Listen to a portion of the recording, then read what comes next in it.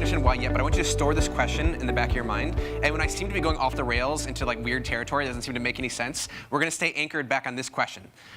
Because it's one of those really important root questions. Okay, so anyway, so as you heard a little bit about, so my story actually goes back a very long way. When I was 12, I convinced my parents to let me drop out of school and homeschool myself. So I'm quite literally a middle school dropout, although this photo was taken a few weeks ago. So about a month after that, I created a website called Mugglenet, which grew to become the #1 Harry Potter site. And that was just kind of one amazing learning experience after the next. We ended up having like 50 million page views a month. We had the second biggest fan fiction site online. We had a New York Times best-selling book. We had what was for a time the #1 podcast in the world. So we used to go on tour, live like rock stars, all kinds of good stories from those experiences, but for another time. So through this experience, I got really obsessed with wanting to understand like why does some content work and other content doesn't work. And so basically, I just became like this mad scientist, just running all these experiments. And those experiments led to eventually my next obsession, which was basically some content wouldn't just seem to work a little bit. It would work a lot, like a lot. And so I got really obsessed with wanting to understand virality. Like, why does some content go viral, other content doesn't go viral? And so these experiments, which as innovation people, you'll understand like the root of it, basically, I ended up like accidentally creating this system, like a template, where we create like some of the largest meme sites online, like funny iPhone autocorrects or funny motivational photos, et cetera. And through that experience, I ended up like getting to a point where this is gonna be really fun, by the way. If this doesn't happen, we're gonna get really all my improv skills, all that training, it's gonna come out. So that became like a big obsession, and because that's like, well, if you make things go viral, that's like having a human superpower. You could tip elections. You could overthrow dictators. You could start movements. You could revolutionize industries. I was that guy standing up at conferences. I was talking about like, but elections. But like data and stuff, social, and they're like, yeah, right. And then obviously with recent, what's been the headlines recently, I've had the private vindication of that. So anyway, I'm going to talk more about that actually. Okay, so what I learned through this process was, oh, by the way, then through that process, kind of like accidentally created a real company. The company was called Dose. We have raised about 35 million in capital. We have a large audience. Created things like OMG Facts. And essentially, what we basically figured out is how to like test faster. So when it comes to virality, the biggest thing about virality is like think of like there's the art and science of virality. The art is like, what do people really want? Like spiritual, soul-based, and then the science part of it's like, just test more shit. Just test more ideas. Like, who knows? Like, I don't know, maybe it'll go viral, maybe it won't, but like just test more stuff. And so we eventually built a system where we could test, we tested over 1 million different variants, and we figured out some things that just tend to work really well. All right, so we're gonna zoom well out here for a second, and talk about some big picture. Ooh. I think it's really embarrassing. I think I just turned it off with my thumb and then accidentally turned it back on my thumb. Why would they even give me an off switch? Really, just think about that. Why is there even an off switch on this thing? All right, anyway. No. Oh, wow, that's crazy. So I definitely hit the button and that thing happened, but it wasn't. It was totally the guys back there at the same time. Correlation, causation, people. All right. So OMG Facts, one of the things we made. We also have a broadcast morning news show. We can do like Good Morning America, Today Show, called Morning Dose, where we basically use data. Okay, so the basic idea here is like, how do you know what stories to actually cover? And the old model is you have an executive producer who, with his years of experience, says, I know my readers want to see stories about this. And we're like, yeah, but why don't we test it? And then that's the idea. So we basically test the stories out in advance using Facebook dark posts. And then we look to see, like, is there any engagement on this story at all? And then if there's lots of strong engagement, then we'll actually like do a fancy pants segment on it with like actors and stuff. So we're going to go faster with this stuff. OK, so how do you minimize the guesswork? Here's the question. OK, I should go back for a second. So notionally here, like, without testing, you don't know what content's going to resonate. So you got to use data to minimize the guesswork. As far as how to do that, right now, this is like a big deal. But not enough people really spend time thinking about this. OK, so old school marketing was like, you make an ad, and then you pay like the same rate to get your ad in front of people, right? You got a TV campaign, you're going to pay $30 CPM, whatever. The broadcast companies weren't like, hey, but if your ad sucks, it's boring, people don't like it, I'm going to charge you twice as much. That's not how it works, right? If your ad sucks, it sucks, but they don't charge you more money to have your crappy ad get distribution anyway. But that's exactly how it works on social. This is game-changing, completely game-changing, because now you get like a double whammy of like punishment if your ad doesn't resonate. So you really got to make sure that your content resonates. All right, now we're going to zoom way out. I'm sure you guys, this is an innovation crowd. You guys just get real excited about curves like this, just like I do, right? Like, what gets you more excited than seeing curves that go like this? So, okay, so the notion here is like there's all these tsunamis that are coming. Once something goes from like hardware to software, and we get this delightful asymptotic growth curve, and it's basically a tsunami, right? Like, what's a tsunami? A tsunami is like some earthquake happens in the middle of the Pacific Ocean. There's this tiny little 3-inch wave that's traveling thousands of miles an hour, et cetera, and then it gets to land. Then all of a sudden, that little 3-inch wave starts gobbling up cities and stuff, right? Comes out of nowhere, except it doesn't. An example of progress tsunami, Shanghai. You might have seen this, but like Shanghai. 23 years later, look at that. That's quite the tsunami. I'm very excited about this laser pointer, by the way. I'm very excited about laser pointers. Usually I just like gesticulate wildly like a crazy person, and this laser pointer's gonna be great. All right, so the amount of things that are growing exponentially is itself growing exponentially. The implications of this cannot be understated. So what we're going to do is we're going to go through just a ton of these curves, because again, these curves are very exciting.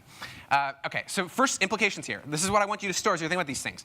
What all these curves mean is, as users, it's thrilling, right? It's ecstatically exciting because it means that there's all this innovation happening, so many new products and services and so on. But as marketers or innovation people, it also makes it like harder for us to do our jobs, right? Because we're facing exponentially increasing amounts of competition for our attention.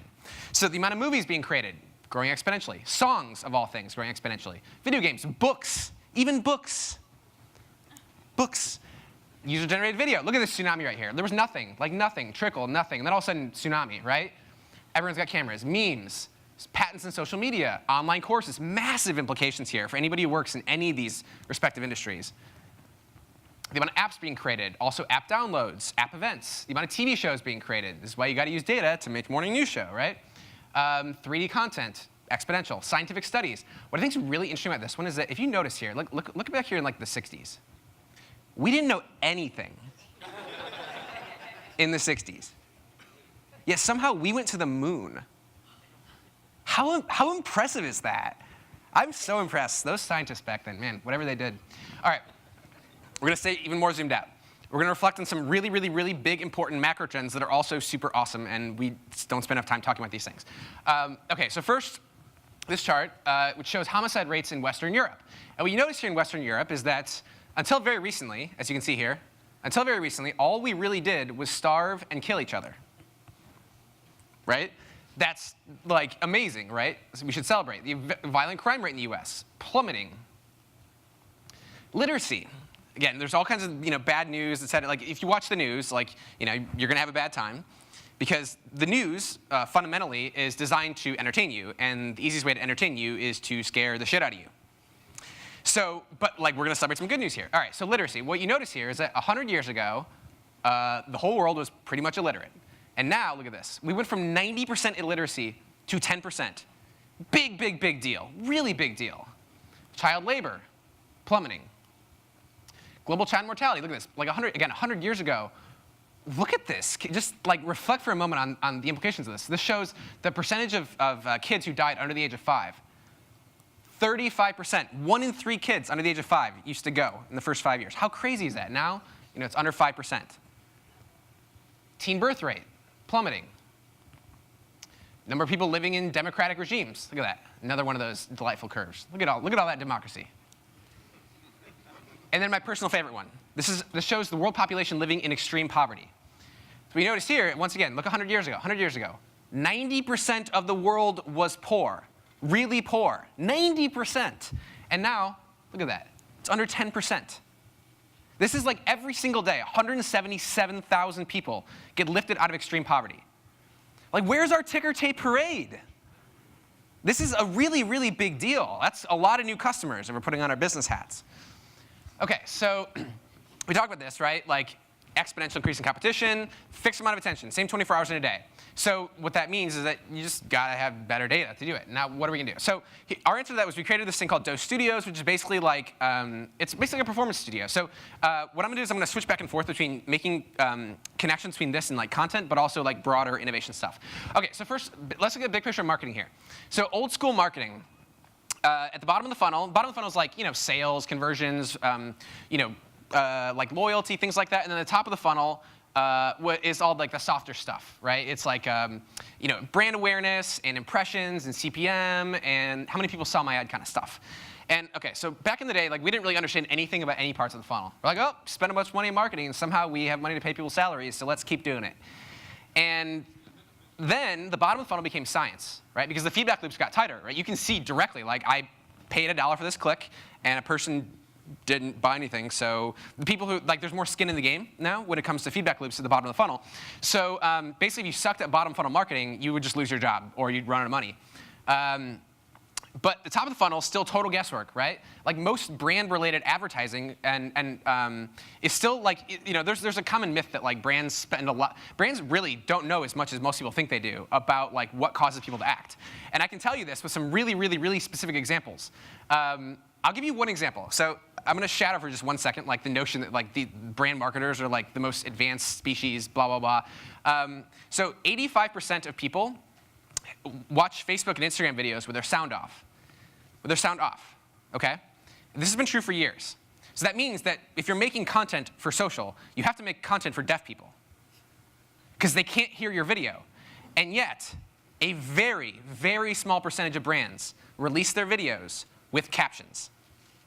So if they were really so data-driven, then this would have been something that would have been fixed years ago. And I can tell you that like there's two universes. There's like the brand world, and then there's like the skin in the game world, where you've got like a bunch of, which I'll go into this more, but like teenagers who like run the social web, who have like hundreds of millions of followers, they do billions of views, and every single one of them caption their videos. Because they realize that like, well, if I don't caption it, nobody sees it, because they get bored. Anyway, we'll go into more details of that. All right, so anyways, the next phase is like basically the science at the top of the funnel. So as far as what that looks like, science at the top of the funnel is like, how do you know what's going to resonate? How do you know what's going to resonate? All right, so first, we're going to zoom again. So interestingly, so the attention markets, again, we've had these two. We have the direct response marketers over here, and then we've got like the brand marketers over here. The brand guys are more the ones who are like, again, in the realm of like feelings and emotions and spirits and stuff like that, which is important. So there's a lot of creativity in that side, absolutely. But then there's also the number side, where science comes in. And so it's kind of like when you first enter in here, it's kind of like that scene in Indiana Jones. The guy comes out with a sword, he's waving it around, he's like, look at my sword and my sword skills. And then Indiana just pulls out the gun and shoots him. It's like that. Like just a little bit of data, like a little bit of good process gives you like godlike powers. Like I mentioned the Facebook captions thing. If you just add captions to your videos, like that alone is like on average about a 20% increase in engagement. 20%. That means if you spend $10 million in a campaign, hypothetically $10 million, just adding captions to your video is like $2 million of value. It's so simple. So anyway, small changes, big differences. OK, here's the best analogy, and then I'm going to go into a bunch of examples, because this is where it'll get more relevant to what we're talking about. All right, so our model at Dose actually works very similar to the way that comedians test jokes. Right? The way that so I'm a comedian. I got a good joke idea. The way that I test it is I come up with my good joke, and then I try it out in like a small group, like maybe a friend or a couple friends, and if you guys laugh at it, then I think, okay, maybe that joke is funny. I'll try it out in a small comedy show, and I'll keep working on that joke in small comedy shows until eventually, I'll bust it out in Vegas for my Netflix special. But only after I've tested the shit out of that joke, and I've like tried 500 other jokes that weren't as funny. And so if you guys ever met comedians in real life, one thing you notice right away is like they're not that funny. They're just kind of like normal dudes. You don't actually have to be very funny to be a comedian. You just have to try more shit. You'll keep hearing me say that. I'm going to say that over and over and over again. You just have to try more shit. So how do you actually try more shit? So with comedians, there's one thing that they can't like tell themselves stories. Like in the corporate world, we're all very good at telling ourselves stories about why things work, why things don't work. But as a comedian, they either laughed or they didn't. You can't tell yourself a story about it was funny if nobody laughed. So you have to make people laugh to win as a comedian. All right, so let's contrast that to the way that most brand advertising, most attention, is captured. Like when you have like a bunch of brand people in a room with a whiteboard with ideas, it's like there's not a lot of data. That's like the equivalent of like I come with a joke idea and I just like get up on stage and I tried it in Vegas. You can't take those risks. You got to try it in small groups. And really importantly, you cannot ask people what they think. People do not know what they think. Either they don't know what they think, or they're trying to like signal some virtue about like I'm much more socially. Basically, people always say things that make them seem better than they actually are, or they're just gonna lie. Because focus groups, for example, are like this cesspool of cognitive biases. Now, there's value that you can get from that for sure. Like I'm not saying don't collect survey data, but like you have to get content in front of people to see what they think. All right, how do you do that? First, the notion here is like clusters. So basically, okay, so I mentioned this earlier, but like in the past year, in the last couple years, but in the past year in particular, there was a group of a couple hundred, when I say this, I mean this quite literally, a couple hundred like teenagers and early 20-somethings just started dominating the attention markets online, like dominating it. And they controlled like the biggest social accounts. They're just crushing the algorithm game over and over and over again. And it's funny because like they're totally like business illiterate, like they have no idea how the business world works at all, but they're really good at understanding how to give people what they want, which is why they're winning. And basically what they all do is some variation on this theme. So like, basically, let's say that I'm a comedian. I try a joke right over here, and let's say I'm doing a college tour. I try the joke here at like Indiana University, and then if it goes well there, I'll try it out over here at Purdue, and then I'll try it over here at like Iowa. If I'm hitting Midwestern college kids, like they probably have similar types of humor. So you got to find an audience that's similar to the audience that you want to test it against. So one thing that a lot of these guys do, for example, is like let's say that a typical profile. Let's say that I'm 18 years old, and I've got this big network of like Instagram accounts. I have 20 million followers. I've got some Instagram accounts. I got like 5 million people who follow a funny quotes account. I got 3 million people who follow a fashion account, et cetera. By the way, these people run like the biggest accounts, and they don't know anything about the content. Like 17-year-old dude in Moldova who's like running the biggest fashion network on Instagram. He doesn't need to know anything about fashion because he can test the content. So for example, let's say I've got a 5 million follower fashion account. And I don't even speak English. I don't even understand how this works at all. Well, what I do is like I quickly create a new account that's fashion. It's like the same type of content. I promote it to my existing 5 million users. I get like 20,000 of them to follow this new account. And then all I do is before I post stuff to the main account, I always post stuff to the new account. Always. Because if I don't get a good engagement rate on that like new account with a smaller following, then that content will not resonate when I go to the bigger account. See, it's really simple. It's actually really, really simple. Again, these guys like can't even speak English, yet they run the biggest accounts for English-speaking people. And so that's like another way to think about like how they win consistently is because they have good, simple rules that they can apply for this kind of stuff. All right. The other thing too is this is actually an important concept. Is that like most people still think about this is more marketing specific, but like how much organic reach do I have? Like it's just not the right way to think anymore. Facebook and Instagram are toll roads. Like you just have to pay for reach. But if your content's good, you're going to pay like a fraction of a penny, and then it doesn't really matter. Old school model is create and pray. The new model is create and optimize and pray. Still praying required, but the goal is to minimize it, and here's how you do it. So basically, okay, so this is like something, this is super generalizable to solving other kinds of problems, even though this is more of a marketing thing. All right, so let's say we're trying to figure out what, here's how our process works, for example. So a typical example is like a brand comes to us. We work with big brands, like we work with all the big studios, work with like Amazon, Netflix, et cetera, and they're usually trying to figure out like, hey, how do we promote this product? Like we're not really sure what's the angle to promote this TV show, to promote this new electronic product, whatever. And so we do things like this. All right, so step 1 is ideation. Like let's come up with some different ideas for videos. This isn't a product example, but you can see it generalizes really well. Like should we create a video talking about how fish bowls are actually terrible for fish, or there's a sushi bazooka that exists, or things women couldn't do before 1970. Like we don't really know which of these videos is going to resonate more. So instead of like going and spending a whole bunch of money to create really fancy versions of each of these ideas and then hopefully they work, we create these crappy prototypes. Good old real crappy prototypes. Stock footage, text on screen. Like video guys tend to hate it at first because it's like the opposite of what they're like trained to do, which is like adding all the bells and whistles and the really creative artistic transitions, which is nice, but it's not the 80-20, right? The 80-20 is like, if I can't get people to watch this crappy version, they're not going to watch the fancy version because either the fishbowl is like a good story or it's not. And the script is usually the 80-20. And most people don't get that. They don't understand. And so this is a really important idea. Okay, so anyway, so we made these 3 videos, we made these prototypes, and this is a key idea. We didn't just ask what they thought about the videos, because again, people lie or they don't know. What we do is we actually test them against the right audiences on Facebook. And by the way, social is like the best laboratory for testing ideas of anything that has ever existed. If you want to figure out where to test ideas quickly and cheaply, you've got to understand how to use social to do so, because you can get feedback and data so quickly. All right, so here's the notion. All right, so we basically we create basically ads, we target these at relevant audiences, and then we see things like, all right, this one we predict. We have a predictive model. It says, all right, if you spend like $100,000 promoting this one, you'll get 3 million views. This one, you'll get 300,000 views, but this one, you'll get 200,000 views. it's usually a power law too, which is cool. Because there's power laws, you just test enough stuff, you're going to find something that like massively outperforms. We find that usually if we test five different ideas and they're different enough, like one of them will just crush the other ones, like by far. And if we don't see a power law, it means we didn't cast a wide enough net. We didn't test enough stuff. All right, so now we know this is the one we got to put in full production, where we got to get actors, multi-set shoot, do the fancy stuff, because brands really like fancy stuff. But the key thing here is that we massively increased our probability of success because of this process. Other things. All right, this is another way to think about it. So most people haven't figured this out yet, but like if you want to understand social, like you just need to understand one metric. Did people watch it? People vote with their attention. Just think of units of attention. Every second of time that somebody is watching a video, the algorithms are hyper designed to just capture people's attention, right? And so just like so if you want people to click on your article, you have to write a headline that makes people want to click, right? You got to have a good sales pitch for the article. Well, if you want to get people to watch your video, you have to have a good sales pitch for the video too. You have to have a good headline. We call them video headlines.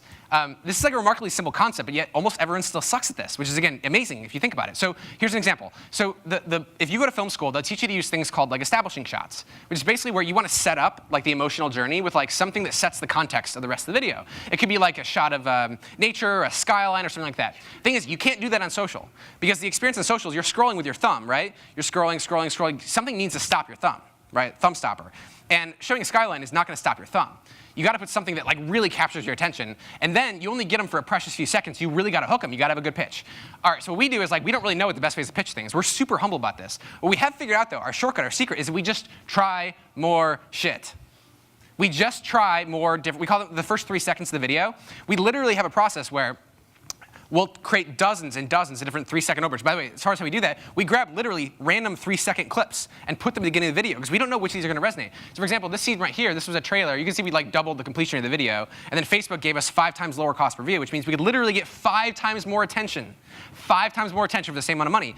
And for some reason, there was like this other clip that just worked way better in the first 3 seconds than this clip right here. And you can see what happened, right? The drop-off rate changed dramatically, and then people stuck around because now they're in the video.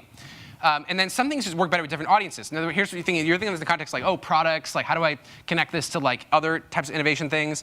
All right. So obviously you have different audiences, right? It's not a one-size-fits-all thing. So for example, all right. So for this example, we're working with Fox. So Fox has this TV show called Lethal Weapon. They're trying to figure out like, hey, how do we promote the show to get as many people to watch it as possible? So we say, well, there's all these different angles, right? We're not sure which angle to use to promote the show. Like, do we focus on the fact that, like, the bromance angle, which is kind of cute, or like, we spent all this money in special effects, or hey, what about nostalgia? Because people used to love this, these movies back in the day, right? It turns out that there was one specific audience that they wanted to hit. One audience, this was separate from the main audience, but they wanted to reach middle-aged black women. Now, as you can imagine, at our company, which isn't, it's startup, et cetera, like that's not where our core expertise is, understanding middle-aged black women, right? But it turns out you don't need to know if you just try enough shit. And that's what happened. What we found out was that if we just showed Damon Wayans laughing hysterically for 3 seconds, it worked amazingly well. Amazingly well. And so what's the results? OK, so like, how much does this matter? Well, once again, we're talking about, this one was somewhere in the vicinity of like a 3 to 5x decrease in cost. So just think about how much leverage there is for a second. Like, again, if you're going to go spend $10 million in a campaign and you get a 3x lower cost, that's like getting a bonus, $20 million, $30 million, just because of this one scene of Damon Wayans laughing. Small changes, big differences. More examples of this. All right, so for some reason, some content just bombs in some parts of the country, other parts it doesn't. Like this scene right here, like we were working with Anheuser-Busch. They wanted to promote this new like Peach-A-Rita drink, and like there was this whole thing about like peaches, and if I try to describe the joke, it'll just sound lame because you can't really describe jokes after the fact. But anyway, for whatever reason, like it played really well in the South. It did not play in the North, so kill it right away. Oh, by the way, this is basically, these are like similar to like evolutionary algorithms. Essentially what it is like we just like create tons of variants, throw small budgets at each one. Again, the key thing is you got to get it in front of real people, and then you got to see if they actually watch it. It is remarkably humbling. By the way, most videos on Facebook have like an 80% drop-off in the first 5 seconds or so.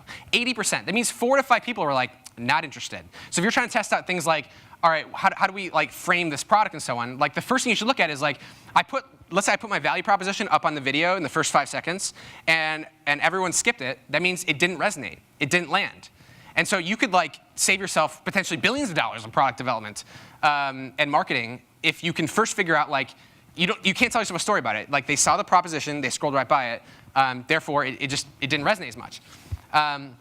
OK, so another example here. This was for Chevy. So they wanted to promote one of the new cars, and it was like a Mother's Day thing. And so we're like, hey, the creative idea, like, what if we had this dog named Waylon who would like get reunited with his dog mom for Mother's Day? Super cute, right? And it was super cute. But what wasn't super cute was that we couldn't get anybody to watch it, because we were showing this boring scene of a highway at first, which again is what like a standard establishing shot. But then once we tried this other scene where Waylon is for some reason just licking the window a lot, it worked. And that was the difference between this video being viral and not viral. Was like just another example, like small changes. You see me, I'm focusing a lot in the first 3 to 5 seconds, because that is where you lose almost everyone. That is where they vote and they say, I'm not interested, or I am interested because I continue to watch it or not. Another example, this is for Netflix. Netflix is like, hey, they have a show called 13 Reasons Why, which is a show about teen suicide. Now, if you're a marketer, you wake up in like a cold sweat in the middle of the night, having nightmares about being tasked with having to figure out how to market a show about teen suicide. So what we did is we tried all these different angles, and it turns out there was one angle that was uplifting and really resonated, and it was about like why your friends matter. But we had to try a bunch of stuff to make that happen.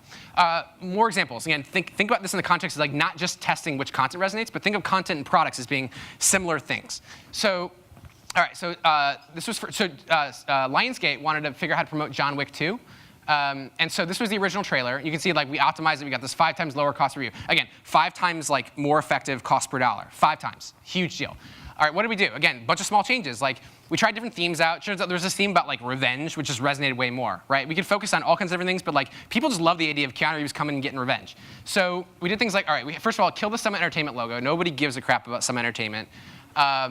But interestingly, John Wick 2, usually the logo doesn't work right away. But in this case, like people already saw John Wick 1, so they're like, oh, John Wick 2, cool. And so that actually worked really well. But then the next scene had to get them down like the revenge path. So we showed Keanu Reeves kicking down a door.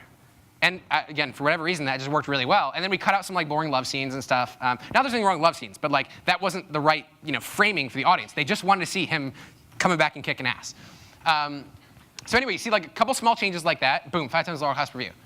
And again, just reflect for a moment on like how quick this is to iterate. We're talking about like we do our tests, by the way, in 48 hours. 48 hours. Just think like inside like larger company innovation cycle times, like how it can take like days, weeks, months, or even years to like conduct the focus group and to like do surveys and so on and so forth. But this way you can just like, oh, what if we just framed it like this, and then you just like make a quick cut on the video, and then you just like promote it at a small target audience. I mean, you can keep it small. You can get big enough sample sizes easily on, because there's 2 billion people on Facebook. And then you get the data back within 24 hours. You can see if it resonated or not. All right. Another example, this was for CBS. They had the show called Hunted. And you can see, again, this is just a good example of framing. It's just framing, right? This is just like the sales pitch for the show. The original one, we put the same budget behind both. But like the original one got 40,000 views, and the optimized one got 1.8 million views. Again, these views are just signals of like human intent, right? These are just intent signals. So all we did was like a couple things. Like we added captions. Again, you have to add captions. And then, okay, here was the framing originally. It was, how long could you hide from a team of expert investigators? Well, we tried a variant that said this. 18 normal people attempt to go off the grid in today's digital world, all while being hunted by a team of expert investigators who will win. And then we said specifically, check out Hunted on CBS January 22nd after the AFC Championship game. So note that all we did was frame it differently, but the difference was massive because the first hook just didn't land. It was too vague. And there's like this best practice, like, oh, keep it short. Keep it short is a good idea, but you can't keep it overly short. It's got to be appropriately short. And the original one was just not, it was too short, so it didn't set the hook. And again, this is like the difference between like success or failure for an entire show. I'm not saying we were necessarily, although this one we did get 17 million views on this video. 17 million views. They would have cost us a fortune to do that with the original one. Likewise, with the John Wick trailer, we got 20 million views on this trailer. 20 million. And Lionsgate liked it so much they started using it as like their, like official trailer, because they could just see it resonate. See, the original one drop-off rate's like, boo. Optimized one, like this. It's hard to like, tell stories about that. All right. So another thing too with social is that because people are always voting with their, no, we'll come back to this. All right, this is actually something I think you guys will find more interesting. This is a good way to quantify. Basically, I'll keep this really, really, really simple. If you're ever doing stuff to like figure out awareness, purchase intent, consideration, favorability, stuff like that, do not measure it in terms of percentages. And the reason why is because percentages don't actually tell you anything. Because you need to know if the percentage is good. So a common thing is like, oh, well, we ran this campaign, we got like a 10% lift in awareness or 10% lift in consideration. But the thing is like, that doesn't actually mean anything, because you have to know the percentage lift, the amount of people who saw it, and how much money you spent.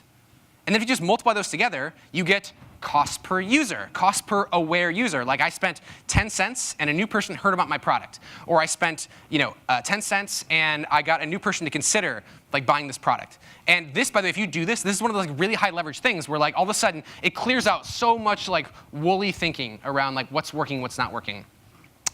I was going to try a joke here about like money burning if you don't do stuff, but I don't really feel like I can pull it off right now. So you're just going to assume that I delivered it really well and it's actually really funny. And this has nothing to do with anything, but it's just so exciting that I think more people should know about this. OK, what this shows you is how many planets that we're discovering by year. Another one of those like really exciting curves, right? Look at this curve. Holy shit, right? Look at how many, we discovered more planets in 1 year than we have basically ever. And just imagine like extending this trend out, like what we're going to find. Like we've explored the tiniest, teeniest fraction of the universe. And I just turned to a little kid and I see things like this because I'm just so excited for like more stuff like this to happen. And I think more people should be too. So get excited. There's a lot happening.